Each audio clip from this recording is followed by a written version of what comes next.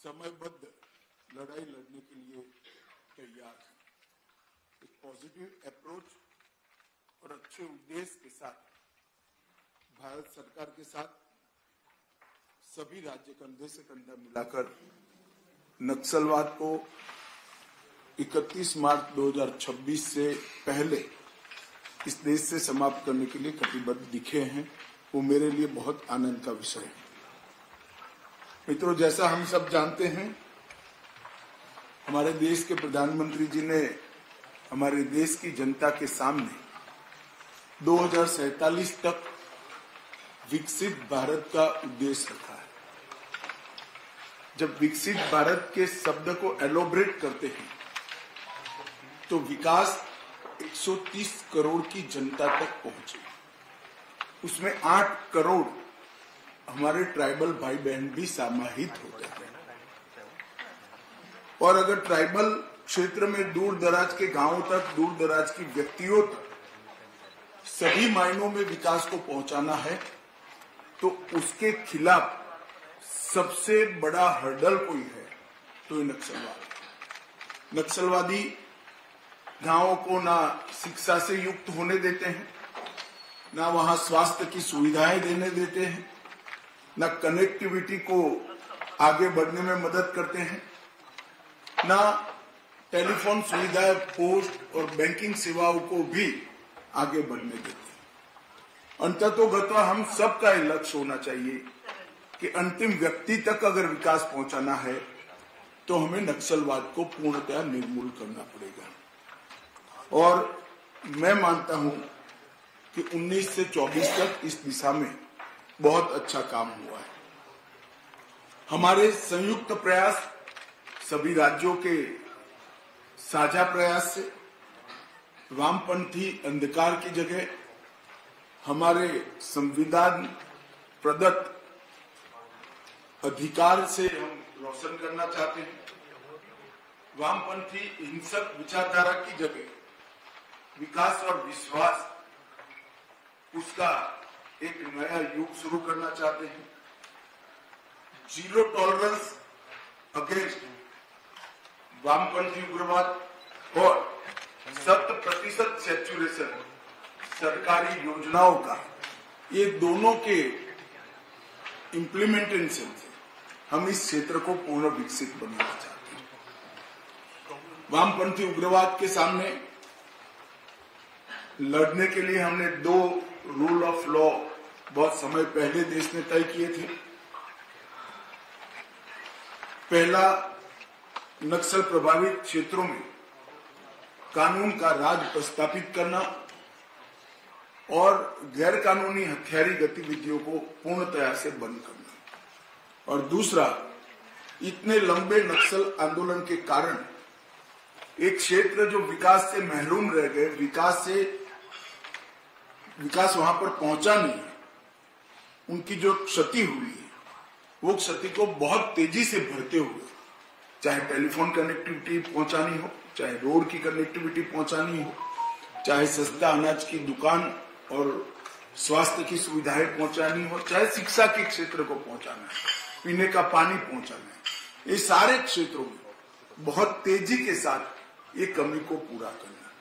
और यही कारण है कि पिछले कुछ वर्षों में हमने काफी सफलता प्राप्त करी।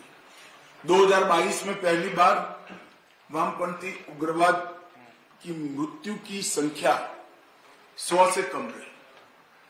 30 साल के बाद पहली बार यह आंकड़ा 100 के नीचे टच किया है। वो हमारे लिए बहुत एक प्रकार से आशा की किरण दिखाता है। 14 से 24 में बहुत कम घटनाएं दर्ज होती गई है, ग्राफ लगातार नीचे गया है। टॉप 14 नक्सली लीडर्स को न्यूट्रलाइज किया गया है और सरकार की कल्याणकारी योजनाओं का भी ग्राफ जबरदस्त आगे बढ़ा है। एक प्रकार से इसका विहंगावलोकन करें तो वामपंथी उग्रवाद की लड़ाई अब अपने अंतिम चरण में है, ऐसा हम कह सकते हैं। और मैं विश्वास के साथ आप सभी को बताना चाहता हूं कि 2026 मार्च तक आप सभी के सहयोग से ये देश दशकों पुरानी समस्या से मुक्ति पा लेगा। आज बूढ़ा पहाड़, चक्रबंदा, भीम बांध, ऐसे बरमसिया, ऐसे कई क्षेत्र आज वामपंथी उग्रवाद से मुक्त हो गए। वहां पर सैचुरेशन का काम चालू हो गया है और एलडब्ल्यू का 85% कैडर स्ट्रेंथ छत्तीसगढ़ में सिमट कर रहेगा। अब हमें एक अंतिम प्रहार करने की जरूरत है, फाइनल पुश की जरूरत है। 2019 से हमने एक बहुकोणीय रणनीति का अमल में लाया। केंद्रीय सुरक्षा बलों की तैनाती, इसके लिए हमने वैक्यूम्स ढूंढे और एक ही साल में 194 से ज्यादा कैंप हमने प्रस्तावित किए हैं और मैं मानता हूं कि इससे हमें बहुत बड़ी सफलता मिली। 45 पुलिस स्टेशन और इसके माध्यम से सिक्योरिटी वैक्यूम को खत्म करना, स्टेट इंटेलिजेंस की शाखाओं को सुदृढ़ करना, राज्य के विशेष बलों ने भी बहुत अच्छा परफॉर्मेंस सभी राज्यों में बताया है और हेलीकॉप्टर के प्रावधान से हमने हमारे जवानों की शहीदगी की संख्या को भी बहुत कम किया है। आज पहले जो 19 से पहले 2 हेलीकॉप्टर जवानों की सेवा में थे, आज 12 हेलीकॉप्टर 6 बीएसएफ के और 6 एयरफोर्स के जवानों को बचाने के लिए तैनात है। इनको मदद भेजने के लिए भी तैयार है। मैं जब छत्तीसगढ़ नई सरकार बनने के बाद 21 जनवरी को गया था, तब काफी डिटेल प्लानिंग छत्तीसगढ़ सरकार और भारत सरकार के मिलकर किया था और 24-25 अगस्त को भी मैं गया। उस वक्त छत्तीसगढ़ और सटे हुए 6 जिलों के सभी मुख्य सचिव और डीजीपी के साथ मीटिंग की थी और 2 दिन तक विकास और नक्सली ऑपरेशन दोनों की दृष्टि से एक डिटेल रणनीति का हमने चॉकआउट करने का काम किया था। आज मैं फिर से एक बार छत्तीसगढ़ के मुख्यमंत्री, गृह मंत्री, उनके डीजीपी, उनकी पूरी टीम को हृदय से बधाई देना चाहता हूं क्योंकि जनवरी से अब तक लगभग 194 नक्सली छत्तीसगढ़ में सुरक्षा बलों के साथ मुठभेड़ में मारे गए हैं, 801 गिरफ्तार हुए हैं और 742 ने आत्मसमर्पण किया है। मैं देश भर में नक्सलवाद के साथ जुड़े हुए युवाओं को आज के इस सम्मेलन के माध्यम से अपील करना चाहता हूं, चाहे नॉर्थ ईस्ट हो, चाहे कश्मीर हो, चाहे वामपंथी उग्रवादी क्षेत्र हो, सब जगह लगभग कुल मिलाकर 13,000 से ज्यादा लोगों ने हथियार छोड़े हैं और मेन स्ट्रीम में शामिल हुए हैं। यहाँ पर जो आज भी नक्सली युवा हथियार लेकर ये नक्सलवाद की प्रवृत्ति में लिप्त है, मेरा उनसे आग्रह से विनती है कि हथियार छोड़िए, मेन स्ट्रीम में आइए। सभी राज्यों ने आपके पुनर्वसन की योजनाएं, बहुत लुक्रेटिव योजनाएं बनाई हैं, इसका फायदा लीजिए और देश के विकास में आपका योगदान दीजिए। नक्सलवाद से कभी किसी का भला नहीं होने वाला है, वो सत्य अब प्रस्थापित हो चुका है। मित्रों, आज मैं जब इस बैठक को डिटेल सुन रहा था, तब राज्यों के बीच में आपसी तालमेल और सीमावर्ती जिलों के अंदर ज्वाइंट टास्क फोर्स की रचना तो हमने की है, मगर इसकी हायरार्की और उसके ऑपरेशंस को बढ़ाने की जरूरत है। कैपेसिटी बिल्डिंग कुछ राज्यों ने, तेलंगाना और आंध्र प्रदेश ने बहुत अच्छा किया, महाराष्ट्र ने भी किया, परंतु सभी राज्यों ने अपनी गुड प्रैक्टिसेस का एक्सचेंज कर एक कैपेसिटी बिल्डिंग का संयुक्त अभियान चलाना पड़ेगा, तभी जाकर हम कर पाएंगे।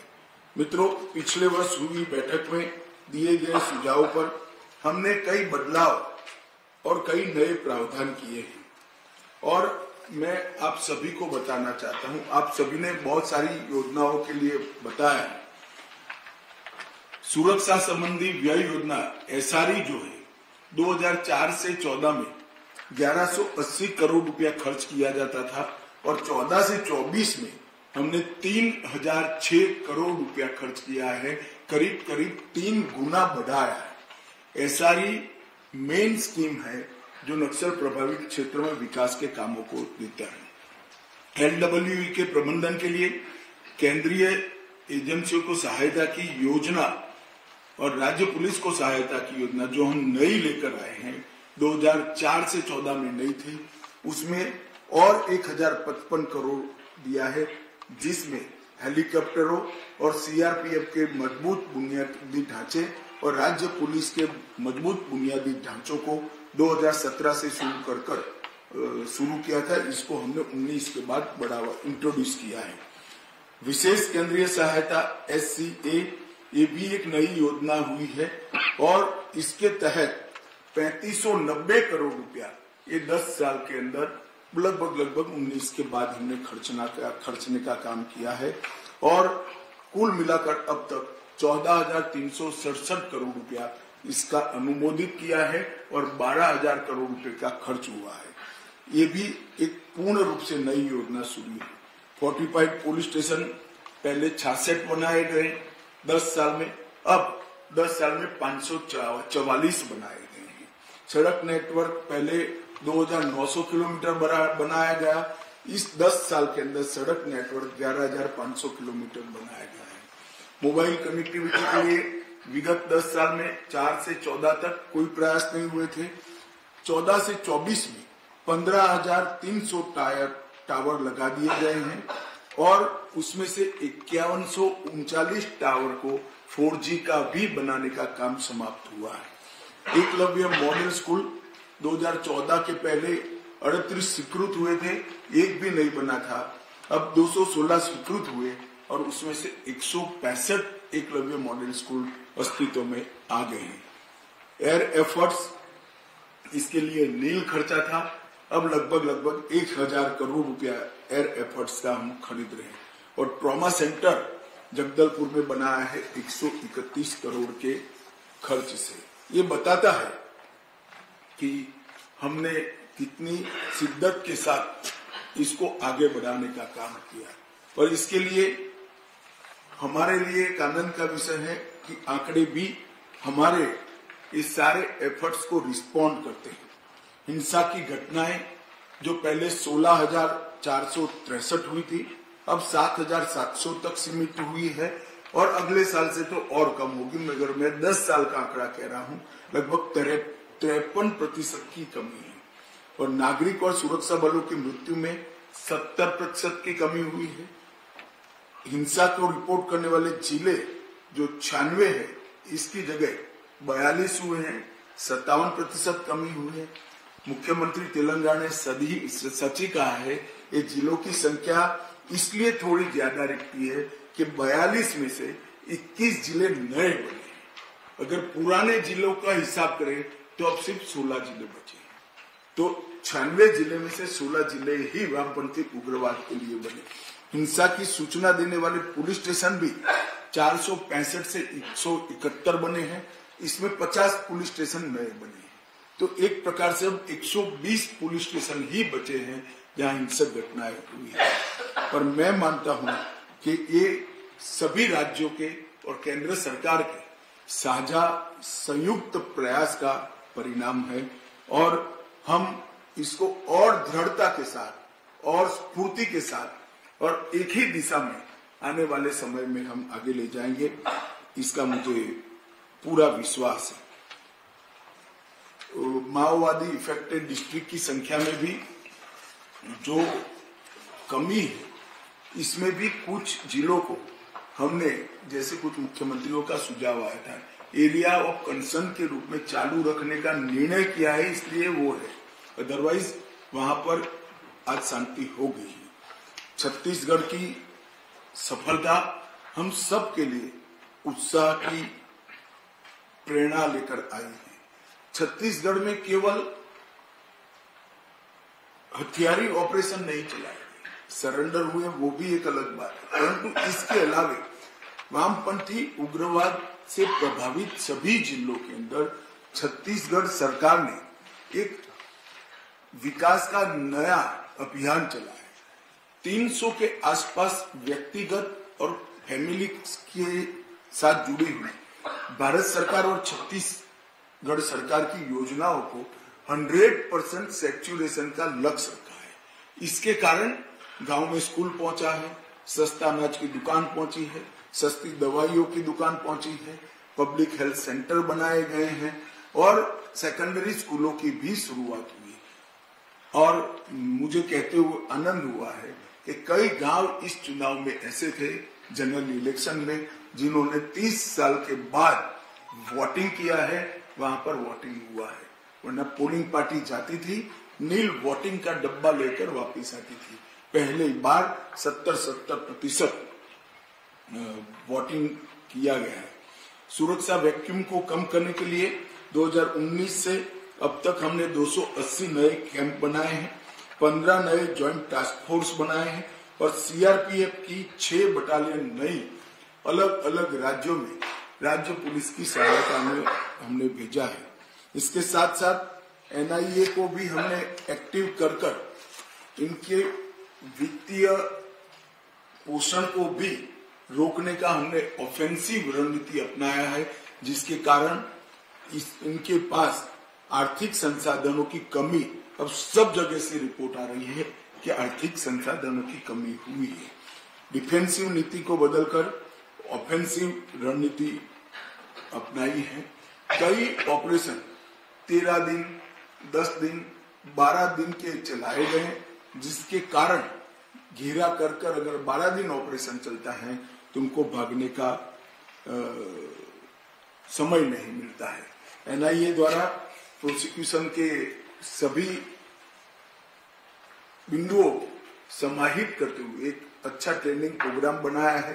यूएपीए में जो केस रजिस्टर होते हैं, इसको सजा कराने तक की पूरी कार्य योजना एनआईए ने बनाई है और ढेर सारे राज्यों की ट्रेनिंग भी की है। मेरा सभी राज्यों के मुख्यमंत्रियों से आग्रह है कि आपके यहाँ जो केस पेंडिंग है, वो केसों में एनआईए की टीम को बुलाकर आपकी प्रोसिक्यूशन एजेंसी की ट्रेनिंग कराएंगे तो इससे हमें फायदा होगा।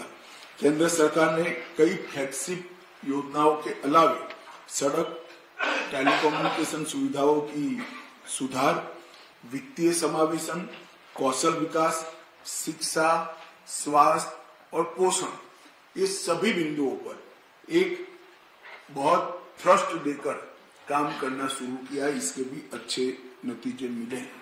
माननीय प्रधानमंत्री जी ने 2 अक्टूबर को झारखंड की भूमि से धरती आबा जनजातीय ग्राम उत्कर्ष अभियान चलाया और वामपंथी उग्रवाद प्रभावित क्षेत्र में 15,000 से ज्यादा गांव और लगभग 1.5 करोड़ की आबादी को व्यक्तिगत सुविधाओं के लिए और ग्रामीण क्षेत्र के संपूर्ण सैचुरेशन के लिए ये धरती आबा जनजातीय ग्राम उत्कर्ष अभियान एक मील का पत्थर साबित होने वाला है। मेरा सभी मुख्यमंत्रियों से आग्रह है कि इसको अपने अपने राज्य में आप स्वयं मॉनिटर करिए और इसको आगे बढ़ाइए। टेलीफोन कनेक्टिविटी, सड़क संपर्क और शिक्षा, ये तीनों के लिए राज्यों का सहयोग बहुत जरूरी है। इसके बगैर केंद्र सरकार ये सारे काम समाप्त नहीं कर सकती। मेरा सभी मुख्यमंत्री और मुख्य सचिव से आग्रह है कि ये विकास के कामों की आपके द्वारा कम से कम महीने में एक बार रिव्यू हो। मेनली फॉरेस्ट डिपार्टमेंट से परमिशन की जो थोड़ी तकलीफ होती है, इसको आप लोग मदद करिए। हमने 3C मतलब 3 स्तर पर कनेक्टिविटी में सुधार लाना, रोड कनेक्टिविटी, मोबाइल कनेक्टिविटी और फाइनेंशियल इंक्लूजन, बैंक और पोस्ट ऑफिस को वहां तक पहुंचाना, इसको विशेष ध्यान दिया है। मित्रों, नक्सलवाद आज साबित हो चुका है कि नक्सलवाद आदिवासी क्षेत्रों के विकास के बीच में सबसे बड़ा रोड़ा है। ये भी साबित हो गया है कि नक्सलवाद संपूर्ण मानवता का दुश्मन है और ह्यूमन राइट का सबसे बड़ा हनन अगर कोई एक गतिविधि से होता है तो नक्सलवाद से होता है। 8 करोड़ लोगों को मूलभूत सुविधाओं से वंचित रखना, ये इससे बड़ा उनके ह्यूमन राइट का कोई हनन हो नहीं सकता। हजारों सैकड़ों आदिवासी भाई निर्दोष इनकी लगाई हुई आईडी से मारे जाते, अलग प्रकार से इनकी कोर्टें इनको गैरकानूनी तरीके से मार देती है। इससे बड़ा ह्यूमन राइट का कोई वायोलेशन हो नहीं सकता और नक्सलवाद के कारण ही विकास रुका है, ये भी अब साबित हो गया है। अतः हम सब के लिए जरूरी है कि इसको हम एक बार फाइनल पुश देकर समाप्त करें। मेरी सभी राज्यों के मुख्यमंत्री और डीजीपी पुलिस प्रमुखों से मेरा निवेदन है कि मुख्यमंत्री जी महीने में एक बार विकास का और नक्सल विरोधी अभियानों का रिव्यू करें। डीजीपी कम से कम 15 दिन में एक बार नक्सल विरोधी अभियानों का रिव्यू करें।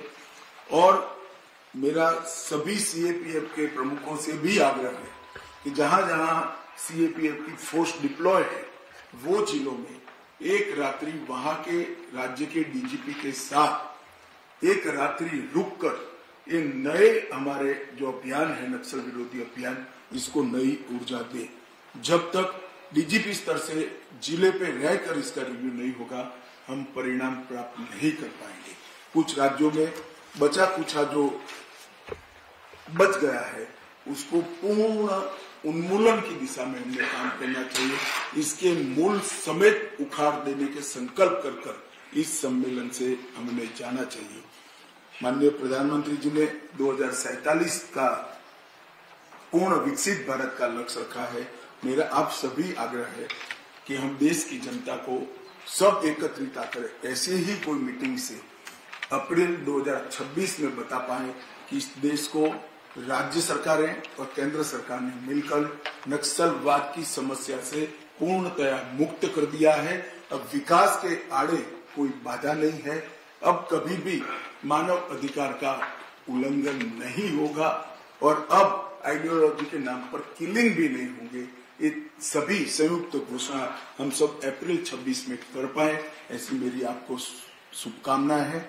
आप सभी ने बहुत कंस्ट्रक्टिव सुझाव दिए, मेरे पास सबके जवाब भी है, काफी सारा पाइपलाइन में है, मगर गृह मंत्रालय आपको एक डिटेल नोट इस पर भेज देगा। मैं कोई ज्यादा इस पर टिप्पणियां करना नहीं चाहता हूँ।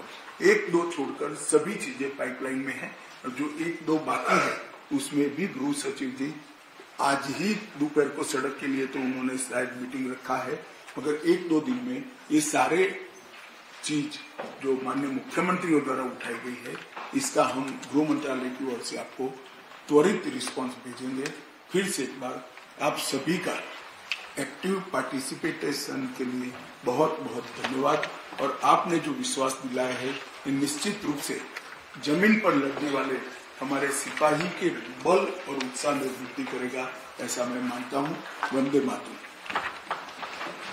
धन्यवाद सर, आपके मार्गदर्शी उद्बोधन के लिए आपका बहुत बहुत आभार। इस महत्वपूर्ण बैठक में गृह मंत्रालय की ओर से सभी प्रतिभागी महानुभाव, जिसमें राज्यों के माननीय मुख्यमंत्री महोदय हैं, राज्यों के उप मुख्यमंत्री, राज्यों के माननीय मंत्री महोदय, केंद्र सरकार के सभी माननीय मंत्रीगण, सभी महानुभावों को हमारा बहुत बहुत धन्यवाद।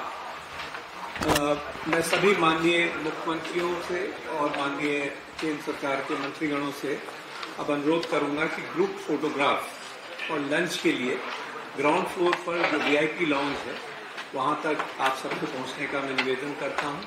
आप सबको एस्कॉर्ट करके वहां ले जाएंगे और सभी अधिकारी जो यहाँ उपस्थित हैं उनसे निवेदन करता हूं कि एटीएम में उनके लिए लंच की व्यवस्था है, वो एटीएम की तरफ प्रोसीड करें। फिर आपके आगे